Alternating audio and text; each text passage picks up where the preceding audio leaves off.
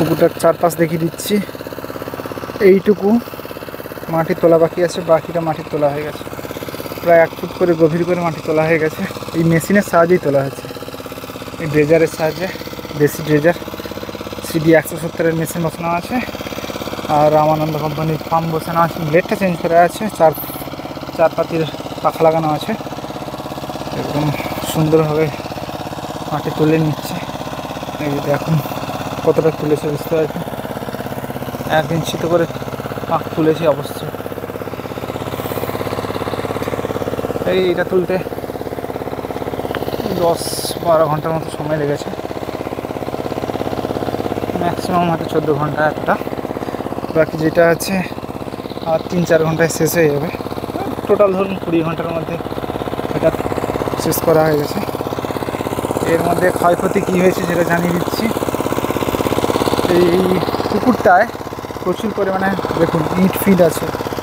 এই ইটের নুড়ি টুড়ি থাকার জন্য 2-3 বার এখানে গিয়ে জাম হয়েছে, মেশিন লোড হয়ে বন্ধ হয়ে গেছিলো বারবার, ফলে অয়েল সিল কেটে গেছে। পুকুরের চারপাশটা দেখিয়ে দিচ্ছি। ওইখানে ঘাট ছিল, ঘাটটা এখন বর্তমানে ধ্বংসস্তূপে পরিণত হয়েছে, কিছু নেই ঘাটে। আর এই যে সামনের বাড়িটা, এটা হচ্ছে আমাদের জমিদারের বাড়ি। আগেকার যে জমিদার ছিল তাদের বাড়ি, এখন এটা পুরো ধ্বংসস্তূপে পরিণত হয়েছে।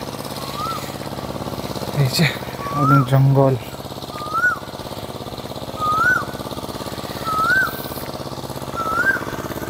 আর পুকুরটার ওই পাড়ে ওই দেশি ড্রেজার মেশিনটা চলছে।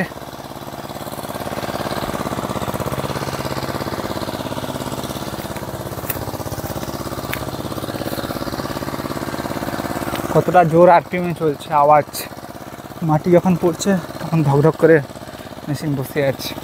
4 HP ইঞ্জিন না, এই জন্য এই অবস্থা।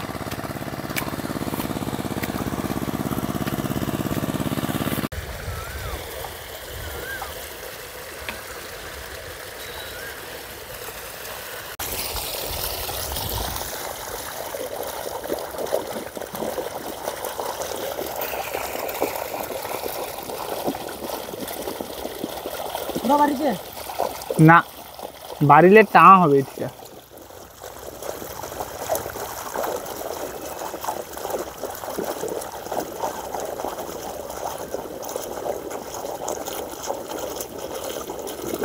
হ্যাঁ হয়েছে,